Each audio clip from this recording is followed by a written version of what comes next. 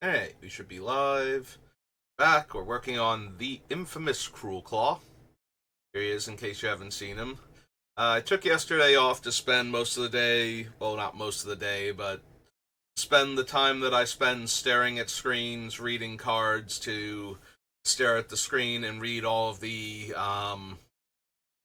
what's the actual, the rules FAQ document? Release notes. They call them the release notes now, but it's the FAQ document for Bloomborough. Not a lot of things, although with how long I've been playing and how often I read these things, it's usually not a surprise. I did miss the biggest one is that there's a blue-red legendary otter, and she makes copies of your instant sorcery or otter spell, the first one you cast each turn, other than her for the otter spell. Um, so I read her as functioning similar to Jingataxis, the one from Kamigawa, where it doesn't care which one is the first one, but it only works on that one. And she's not. She actually functions in a way that she will copy the first sorcery you cast each turn, the first instant you cast each turn, and the first otter spell other than her that you cast each turn. So if you can untap with her and fire off a sorcery speed removal spell and an instant speed removal spell in the same turn, you will kill 4 of your opponent's creatures, and if you cast an otter, you will get another otter, all in the same turn. So that's kind of neat. Past that, a lot of it was just. Also, I did miss that the variation. So, in Outlaws of Thunder Junction, there's a card that deals 6 damage to a creature and 2 damage to up to one other creature that's a token. In this set, you can actually deal all 8 damage with the very similarly worded and casting cost spell. But it's not the exact same wordings. It's not it's not and another target token takes a 2 damage. It's deal 6 damage to target creature and 2 damage to up to one target token creature. So because it's worded like that, you could actually deal all 8 damage to a token if you needed to, which actually kind of came up in Thunder Junction when Dance of the Tumbleweeds would make a giant token where 6 damage wasn't enough to kill it, but 8 damage would have been. You know, it's either a 7/7 or an 8/8, and you couldn't hit it with both parts of it because it had to be another target token. So, yeah, that was a thing in Thunder Junction. I don't know if that's likely to come up in Bloomborough because basically at that point it needs to be a 7 or 8 power token, and most of the tokens in Bloomborough are like 1/1s and 2/2s. Naturally, like almost all of them are 1/1s, and the few that are bigger than that I think are like 2/2 or something. Um, yeah, like the things that make larger tokens than that are in the commander sets. I don't think that any of them are in the main set, so that's probably not going to come up, but it is important to note that you can, if something gets a whole bunch of stacks of stuff on top of it and you need to kill it. Anyway, so last time I was torn between saving all the M sets for one video and, actually running to my normal runtime of about 50-ish minutes, and I decided to do 2 of the M sets last time, so we're starting with M13 this time around. And we are looking for stuff that goes well with our friend Cruelclaw. Deal 1 damage to any target. When you cast an instant or sorcery spell this turn, copy that spell. You may choose new targets for the copy. How much deck manipulation am I going to have? Because if I know I'm going to be casting an instant or sorcery off of Cruelclaw, then I might possibly want this. The spell needs to be something that has value when it's copied, though. So casting something like Decree of Pain and copying it doesn't really help unless I'm worried about counter spells and I need to make sure it resolves. Um, a lot of the other things I think I'm casting are permanent spells off of Cruelclaw, so yeah, yeah, probably not Chandra. Sorry.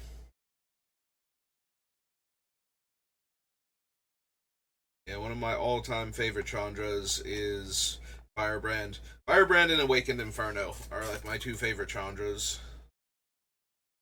Despite the fact that there's the one like from I think March of the Machines is the one that can copy your instants and sorceries, but she's a 6 drop, and this one only costing 2 mana. Granted, the other one pluses to make 2 more mana, so it's kind of the same. Eh. You don't have the mana right away though. If you need to cast a counter spell instead to protect her, but also that one's double red. But it's kind of the same thing, and when she's in play, she's better because you don't have to minus her. I don't know. Maybe I should be giving more consideration to that Chandra, but Firebrand has a special place in my heart because I run her in so many of my commander decks that care about spells, especially anything that has anything remotely resembling a time walk in it. Take extra turns. I'd love to take all of the turns, please and thank you. Did not put time walks in my deck in order to not take all of the turns. Yeah, I usually don't put a time walk effect in my deck if I'm not planning on abusing it. Like, I don't just want to take an extra turn on occasion and have that be that. I usually want to take infinite turns if I'm bothering. Or in the case of the Planeswalker Super Friends deck, I just need to get to that ultimate, and taking 2 turns in a row usually throws people off who weren't attacking my Planeswalkers, which sadly encourages them to randomly attack my Planeswalkers even more than they already were, which is already too much most of the time. I need more, what's its names? The 1/5 Silent Arbiter. I need more cards like Silent Arbiter and Peacekeeper and whatnot, where I just stop opponents from being able to attack with lots of creatures, so that way my Planeswalkers live. I'm missing anything, right? Can't run Door to Nothingness. Prowler, no. 3 damage and gain 3 life, no. River, Phoenix, Flames of Firebrand, Furnace Whelp.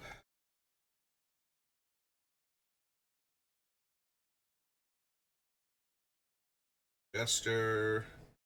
Don't need Hamlet back. Don't really need Krenko. Dark Realms. Fade. Enters the battlefield. Target opponent reveals their hand. You may cast an instant or sorcery spell from among those cards without paying its mana cost. I mean, it's funny, but not particularly great in our deck. Like, there will be times where we could hit it off of Cruelclaw and cast like some big bomby instant or sorcery out of an opponent's hand, but without knowing what's in their hand, seems not the best. I don't plan on running a lot of cards that let us look at our opponent's hands. As first we have to guess who has the best.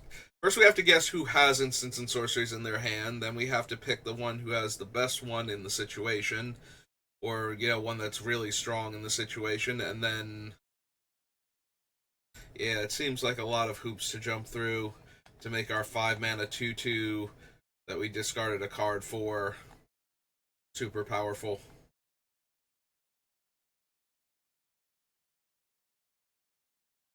Granted, we're not paying the 5 mana, but we're stocking our deck with a 5 mana 2/2, and we're probably casting him by discarding a card, so Might be helpful if he were a good card all the time instead of just some of the time.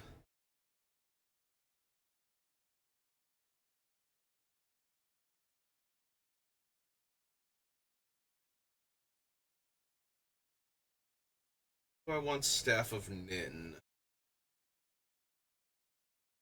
It's a fine thing to cascade into early because it gives us extra card draw. So we have more cards to discard.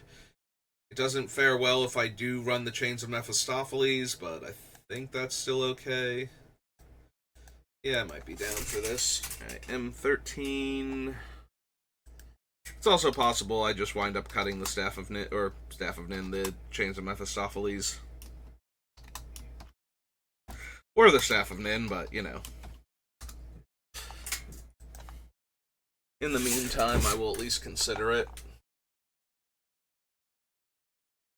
Don't really need Thundermaw. Love me a trading post, but no. And yes, I do love the trading post land in Bloomborough.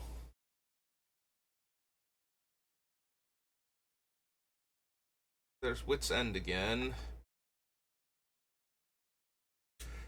All cards from all hands and all graveyards. Each player's life total becomes 1. I don't think I can set this up properly in order for it to be a win, so most of the time it's going to be more annoying than anything else.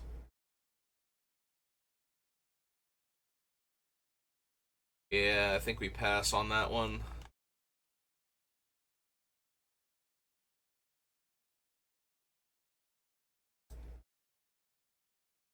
Alright, so that was M13.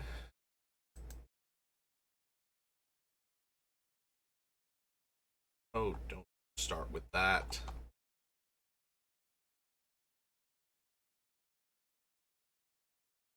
$14.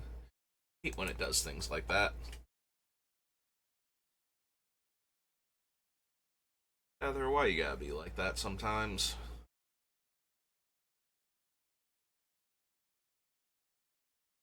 Don't need the Raider. Or Spear. I was about to say a Cursed Shield because there's an a quarter shield directly above it. Awaken the Ancient makes one of my mountains a 7/7. No. Lightcaster. Care about any of the slivers. Pyromaster, probably not. Yeah, any impulse draw is not particularly good in this deck, so probably don't need Dark Prophecy, Deathgaze Cockatrice, or Destinies. Destroy target creature with toughness 2 or less. Nope.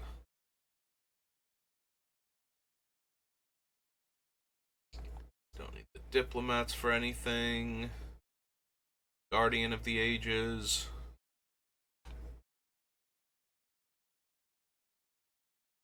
Lifebane Zombie. Reaver. Cast a white or blue instant or sorcery spell. Deal 2 damage to that player. Nope. Don't really need Battle Driver. Like, he's fine, but not essential. Rise of the Dark Realms. Put all creature cards from all graveyards onto the battlefield under your control.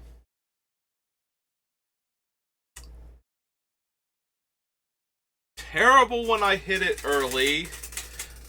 Unless I'm discarding something really cool, in which case I'm just getting an Animate Dead, basically. Basically, I'm putting a creature from my hand into play at that point, but that still might be good enough. Like, if that's the fail case, technically the fail case is I don't have a big bomby creature to throw away, and there's nothing in the graveyard, but I think the raw power is there, and even in the next to worst case scenario, we're still getting a free creature from our hand, so given the quality of the creatures I plan on stocking in this deck, I'm pretty sure that's still worth it. And if we get to like the late game where we get to reanimate a bunch of creatures where nobody has a mass graveyard exile. They just have like targeted graveyard exile. Like this player loses their entire graveyard or something, then we still get a ton of power from that.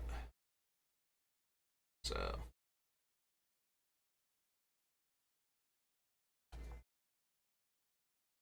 do I want to copy Cruelclaw's trigger? I mean, in a vacuum, yes. Don't know that that makes Strionic Resonator worth playing.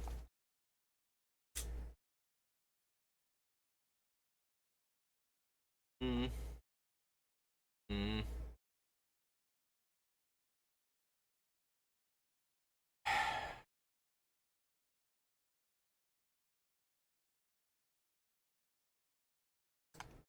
I mean, if my whole deck is built around his triggered ability, then I suppose I will at least consider the Resonator. I might not want it though, just because it's not something I want in my deck when I'm trying to cascade into bigger spells, and it's not like absolutely backbreaking. If we get it down with him, he still needs to be able to get through, and we still need to have the extra card to discard at the time. So, which is not undoable, which is why I'm considering it still. It's not the absolute worst case scenario if we hit it, unless we needed something else so much that it does kill us to hit that thing instead. But if we're in that position, there are probably a lot of cards in our deck that were going to get us killed anyway, and we couldn't really stop it from not being the card we needed.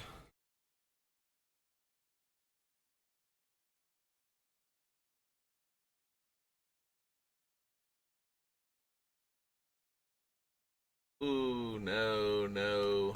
No, silly bot. I do not. Thank you. Thank you, Automod.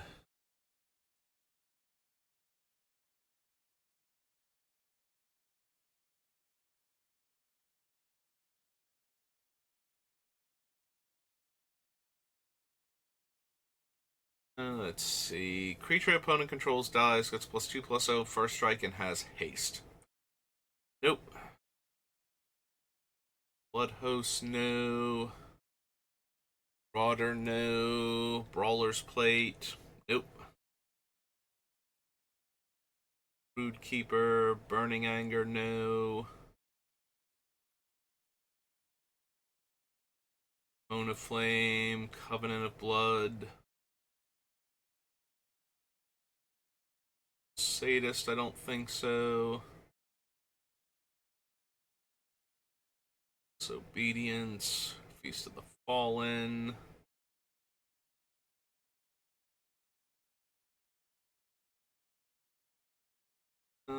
Adds 2 colorless. Spend on a creature spell. That creature gains haste. Probably not.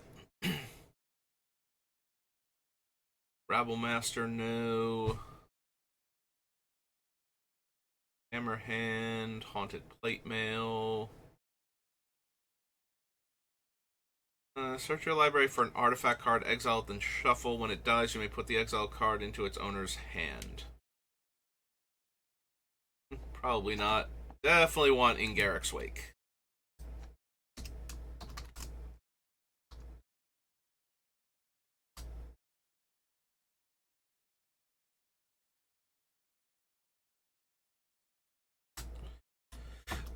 Seven black, sorcery.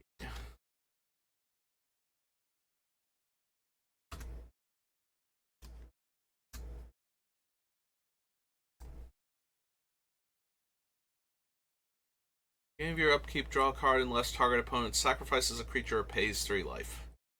Nope. Franco's Enforcer, Kirkesh. I think so. No. No.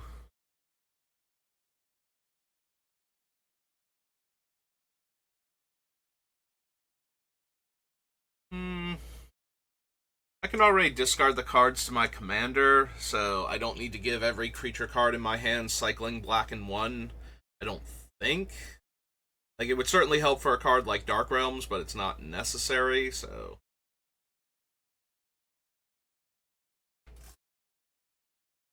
Yeah, I think we pass on Stockpile. Stockpile was like my favorite card to draft in this set because turning all of your creatures into cycling cards so that you could cycle your cheap creatures in the late game to try and find like bigger threats or removal spells.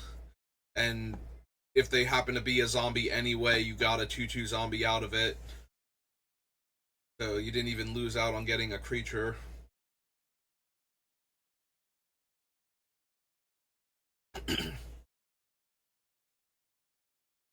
I don't think I need Perilous Vault. Rogue's Gloves. Feaster. No. Mongrel. Scuttling Doom Engine. Another card I really enjoyed from this set. I did try to make it work in Constructed for one of the game days with the trading post and the one blue guy who gives your artifact spells Convoke, but it never quite worked out the way I hoped it would.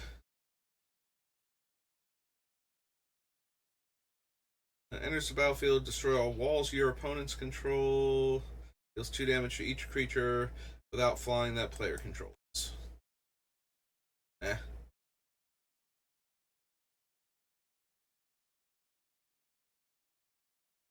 Yeah, the problem with the souls is that they're still 5 mana to activate, even if I do cascade into them, so they'll be vulnerable for a turn where I can't really use them, and then maybe.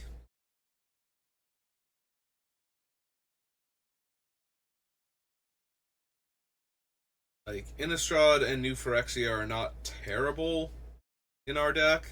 I don't think I would really want the Soul of Chandalar, but I could see either of these two.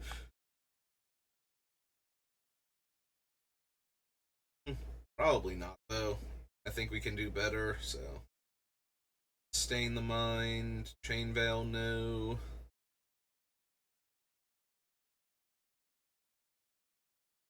Take the Graves.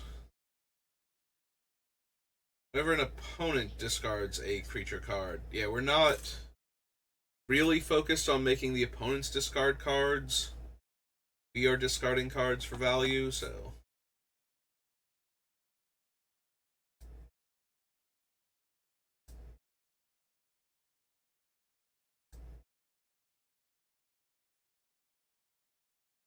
Brings us to Origins.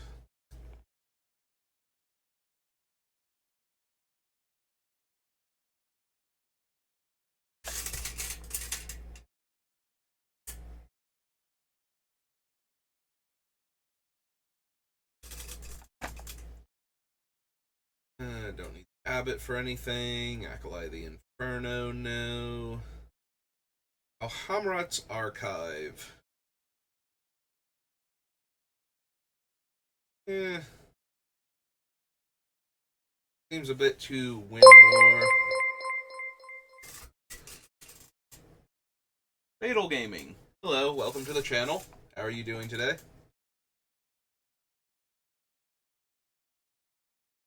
I don't need the Avarice Dragon. Lightcaster, no. Call of the Full Moon. Nope. Little Chandra. For Ignition.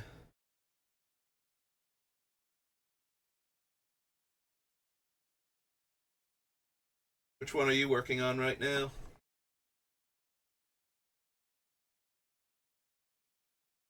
I probably don't need Dark Petition. Weirdly, we would rather have cards that put them on top this time. Hmm. It's been so long since I've seen her. Trying to think what her. I know it's the Planeswalker.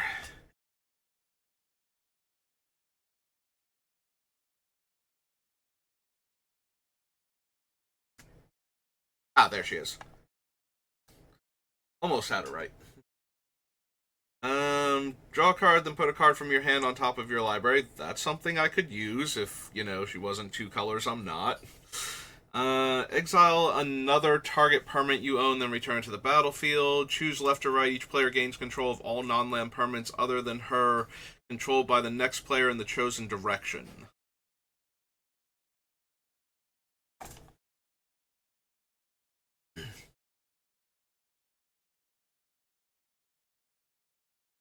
Alright, so what are you having the most fun with her? Ah, sorry, yeah, my thing um, does not allow links. Let's see.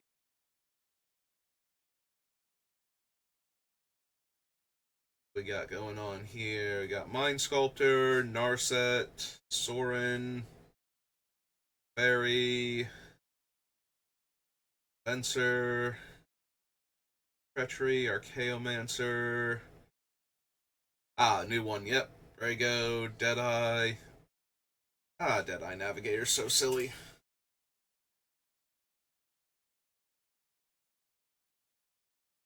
Laser Kitten, Granith Magistrate.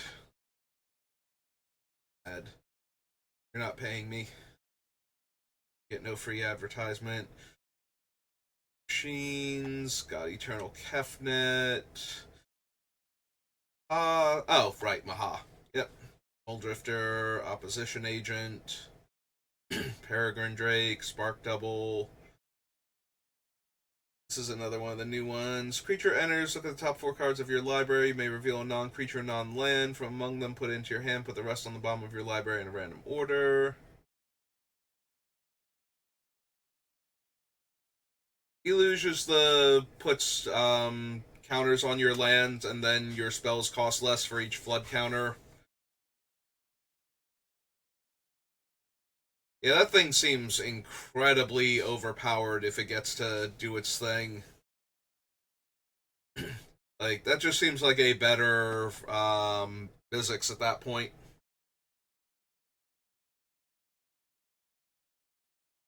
And Mizzix already, like, original Mizzix was already pretty powerful, so.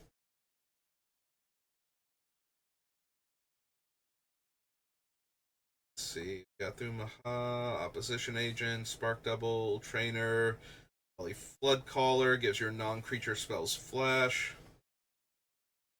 Spencer, Yorion.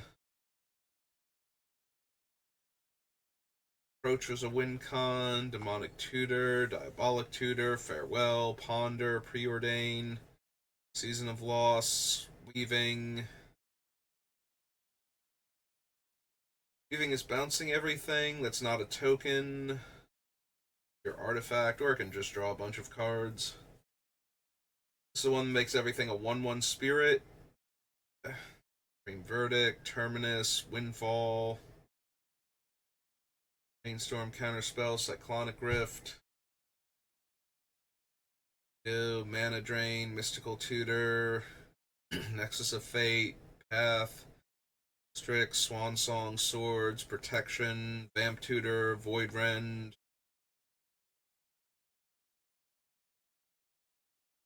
Whenever another permanent enters. Okay. So you can mill yourself in order to get cards you don't want, or mill the opponent by constantly blinking everything. Signets, Panharmonicon, Sensei's Top, Soul Ring, Wishclaw. Alright. Creature you control enters Surveil 1. Creature attacks. Target attacking creature with power 3 or less can't be blocked. Whenever a creature you control deals combat damage to a player, you may exile it and return to the battlefield under its owner's control. Fairy lets you activate planeswalkers at instant speed. Or no, twice per turn. I'm thinking of the other Teferi. Twice per turn. Plus insight to draw more cards. Copy your activated abilities or triggered ability. Activated on the first, triggered on the second. Activated or triggered on the first, triggered on the second. Sanctum, Bog, Man Tower, Wilds, Fabled, Verge. For an extra counter. What's her.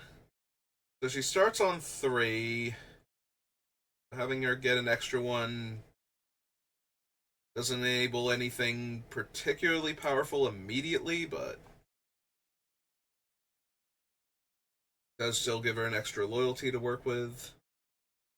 Hallowed Fountain, Henge, Island, Marsh Flats, Morphic Pools, Gate, Plains, Delta, Tower, Chrome, Sunken, Swamp, Vault, and Watery Grave. So I have to ask, do you just not have Cruel Tutor or whatever it's called, the 2 black and 1, not Cruel Tutor,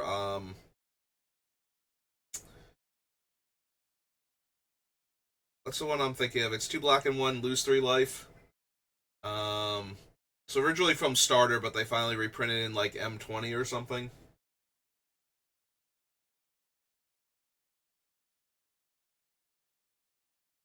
Ah, okay. Um,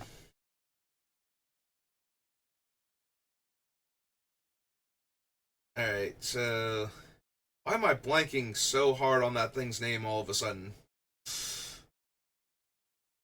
Um, yeah, we don't have that one.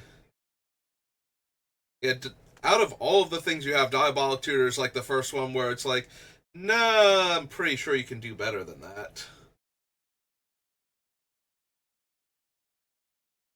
Let's see. Your sorcery count is 12. Your instant count is 14.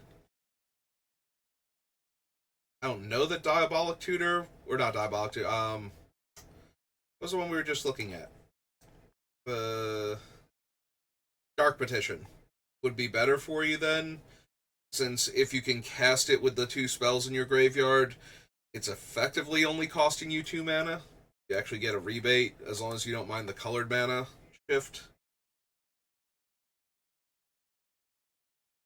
Yeah, Diabolic is just so underwhelming when there are so many other tutors out there. Everything else seems perfectly fine.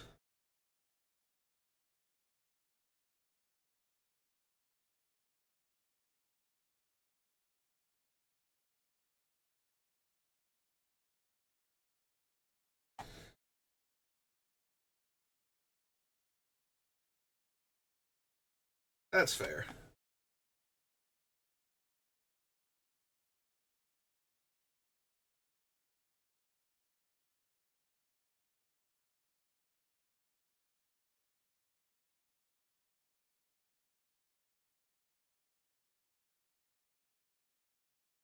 Yeah, it looks like a lot of fun. So if you blink the Forge enough, you can get her ultimate in the same turn.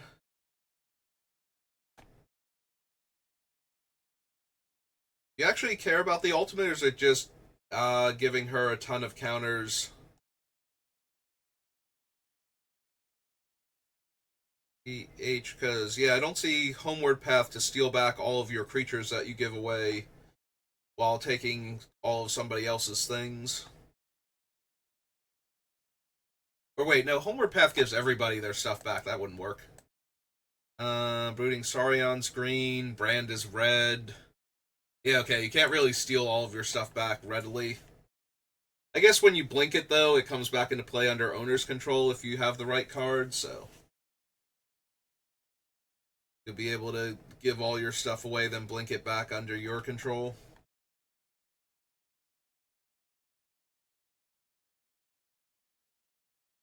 Is it Cruel Tutor? Am I confusing Cruel Tutor and Harsh Tutor? Is that what I'm doing?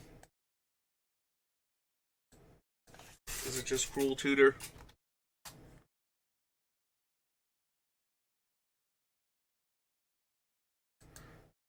Oh no, Cruel Tutor is the lose 2 life, put it on top of your deck.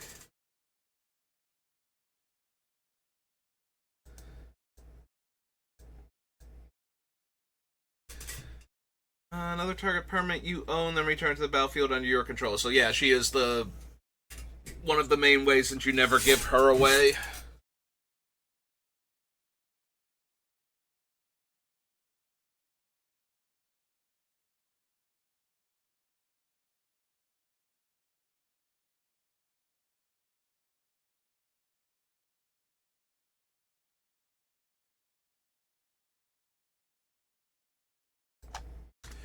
Real quick, because this is going to bother me forever now. No, keep scrolling. I did not say stop.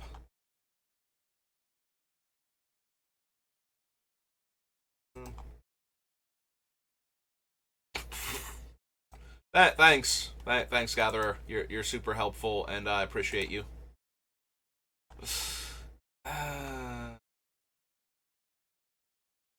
Just because it's driving me crazy now, because it should be one of the cards. Grim Tutor. Thank you. Good God. I could not think of the word grim.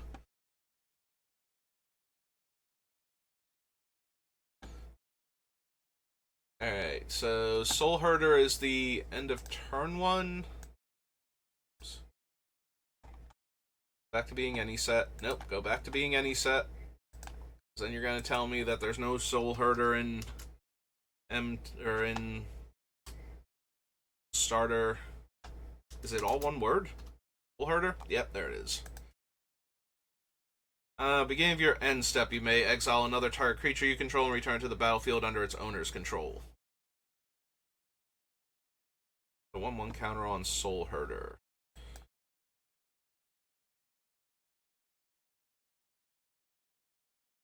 Sir Beza.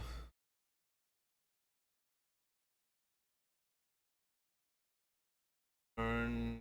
Luge. Got Eternal Kefnet.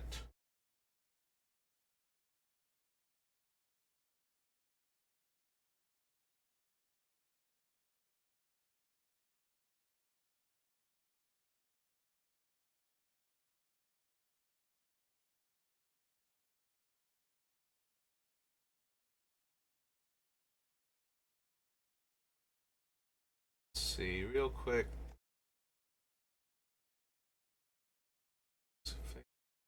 Serenade, Swan Song, Swords, Protection. Okay.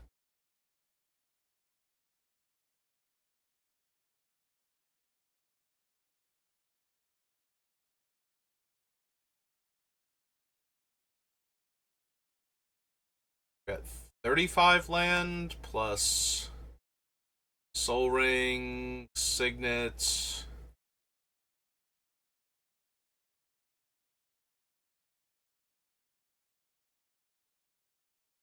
Yeah, I prefer not to go down any more on land. A lot of my decks I run 40, but I can alter it depending on like the average casting cost of it and how much I need mana past certain points, but usually I like to stay closer to 40.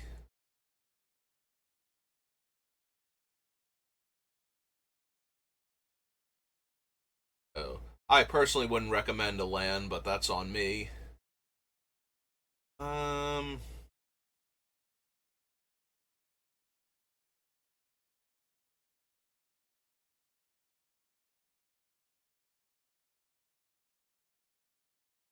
Honestly, given that you're not bothering with like teleportation circle or conjurer's closet to get more blinks out of your guys, or I didn't miss Thassa Deep Dwelling, right? Hiding somewhere on here. So it can grow really fast though, like incredibly huge if you can keep blinking things in the same turn. I'm assuming you don't have any ways to give it haste though, so this is one of those it's going to come down and it has to live for a turn and then it gets to do the cool thing.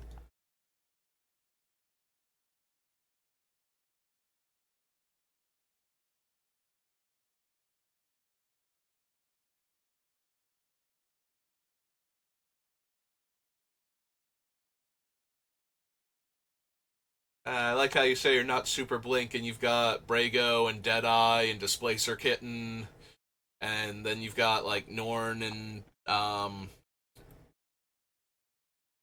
the other thing to copy Panharmonicon to copy that comes into play abilities.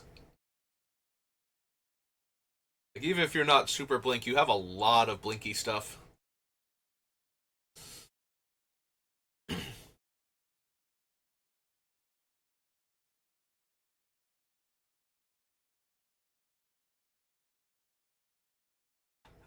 Brago, doing everything all at once.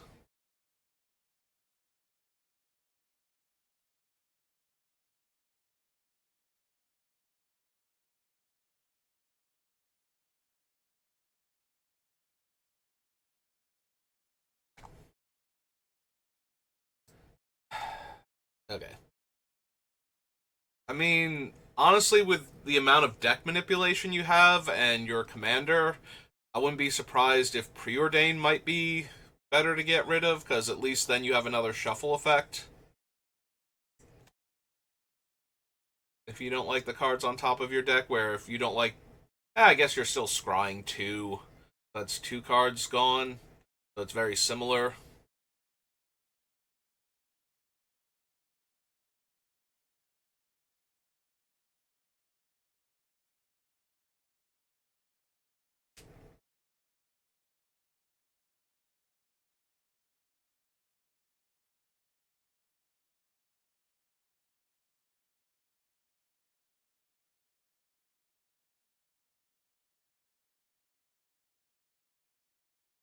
So for Swan Song, do you just not like giving the treasure to your opponent for offer you can't refuse?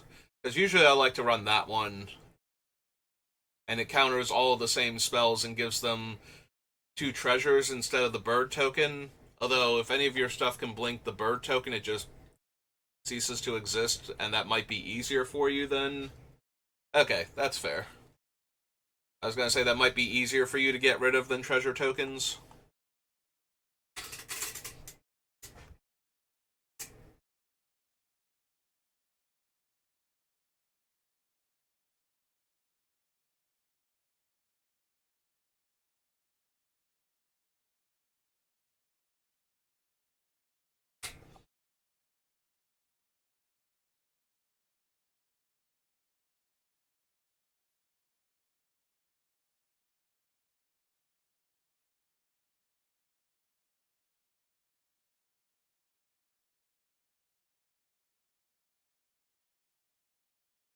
Yeah, usually I just prefer the versatility on offer you can't refuse because it hits everything except for creatures.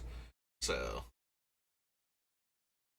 and usually at the point that I'm casting it, it's like you have so much mana that I'm probably not helping you. Certain decks you might wind up accidentally helping, but it's more at that point whether or not they have the cards to work with.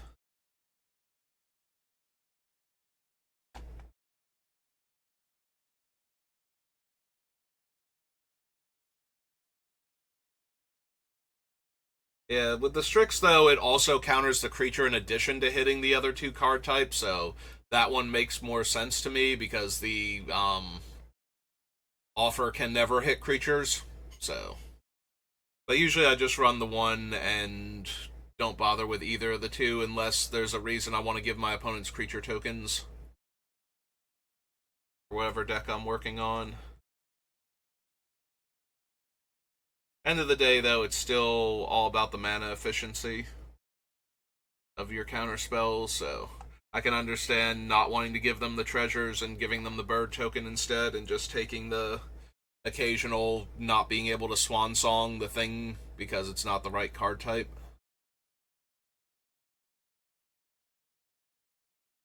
Since the bird is so much less of an impact.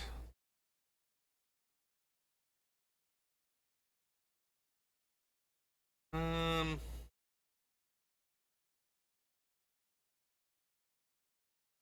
let's see. You have Flooded Strand. You have Marsh Flats, Polluted Delta.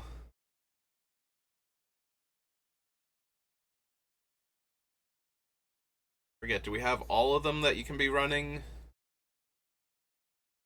Fabled and Evolving Wilds, Flooded Strand, Marsh Flats, Polluted Delta. So yeah, I'm gonna guess that this is also because you don't have Misty or Scalding Tarn then, or Arid Mesa or any of the other ones that aren't already on the list.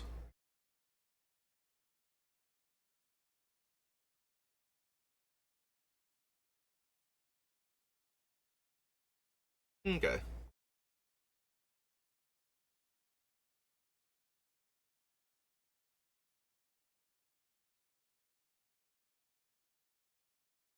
Yeah.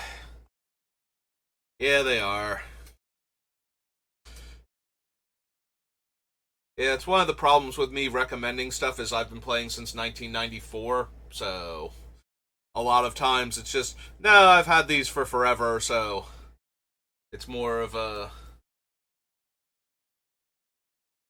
nah, that's perfectly reasonable.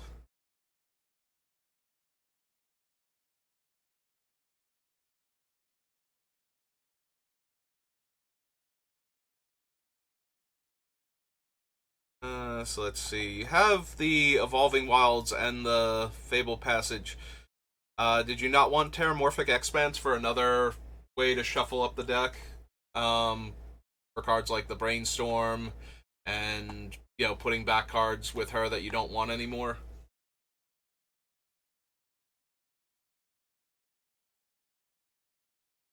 Or is that just one too many comes into play tap lands for you?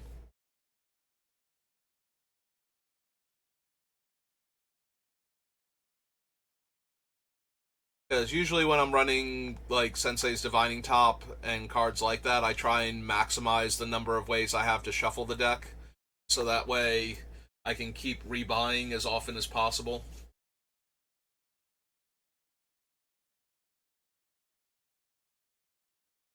Try and find the cards I'm looking for.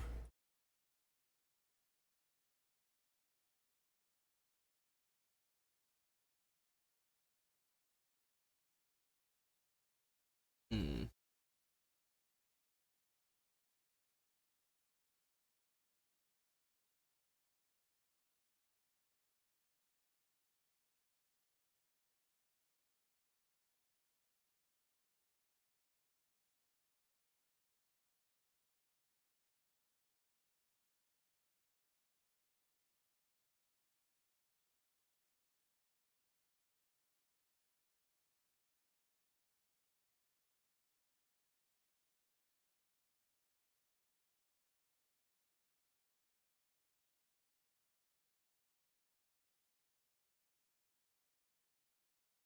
I mean, the deck certainly looks fine, and if you're not going to like turn the Soul Herder into like a 2020 in a single turn, I don't know that you need it with the other stuff that you have.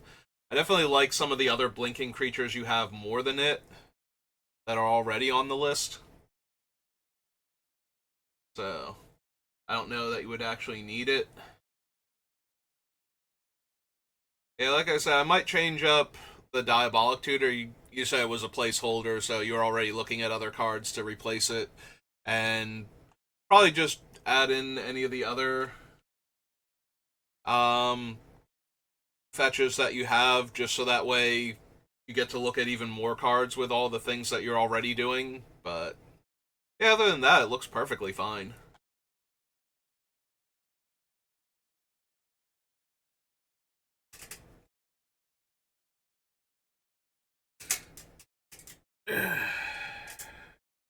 Hey,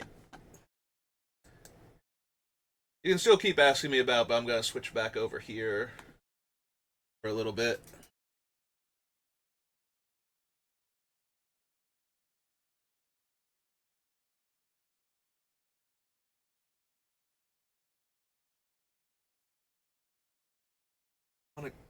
Packed. No, I have no way to give that one away. As long as your opponents control no creatures, has indestructible. No.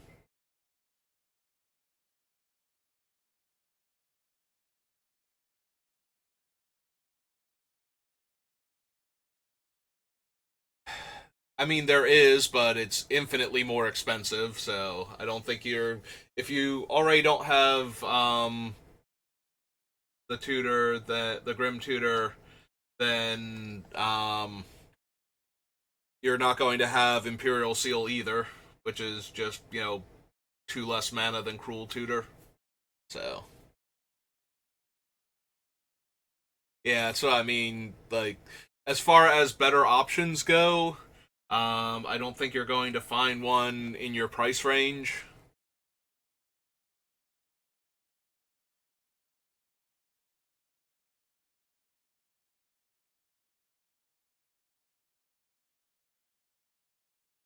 Yeah, I very seriously doubt.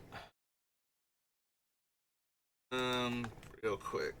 Um, what is the one from the Master set going for? Yeah, even the Masters ones are over $80. So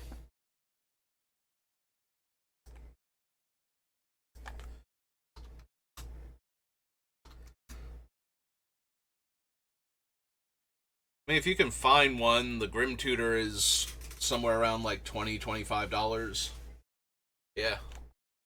Yeah, I definitely recommend that over the Diabolic Tutor. I don't think you care at all about the 3 life loss, so just shaving a mana off of it means you might be able to cast the spell in the same turn.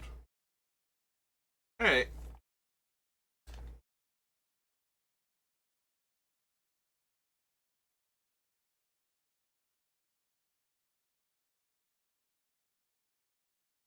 New. New. Languish. Lily. Mage Ring Responder. Nope.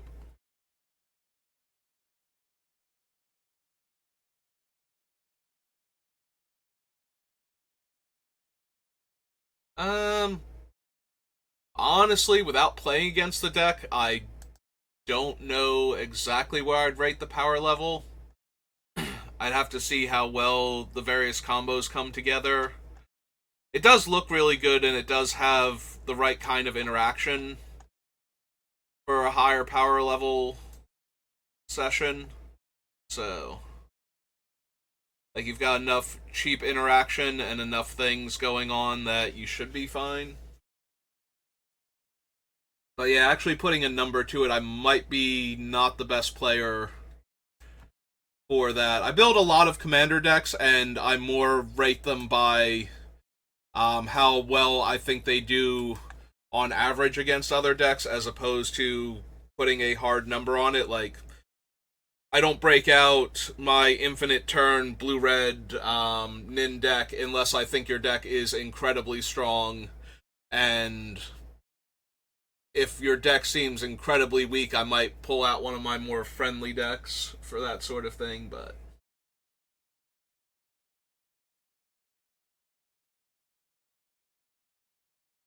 yeah, I don't usually rate them by number or try and figure out exactly where they fall based on the power level of certain cards in them.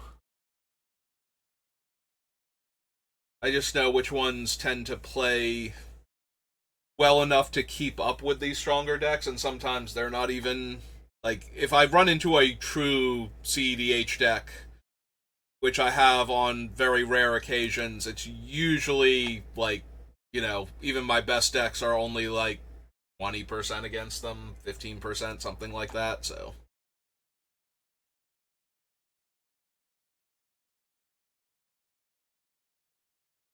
I do tend to play the cards that I enjoy more than I tend to worry about the actual power level. I only worry about the power level as comparable to the people I'm playing against, because I don't have any fun just squashing people, and I don't have any fun getting squashed either, so I like to try and figure out about where their decks are at and then match them. And if an individual card in the deck technically pushes it up a bracket or two in the power level, but the rest of the deck is more just like fun and having a good time, then I don't really worry about it too much. Alright, so that was Origins. We are at the 55-minute mark, so... Alright, I think I will call it there then for today. I usually try and keep the stream to about an hour for the deck building session. So, I hope I helped you out, Fatal, and I will see you all next time. Have a good rest of your day.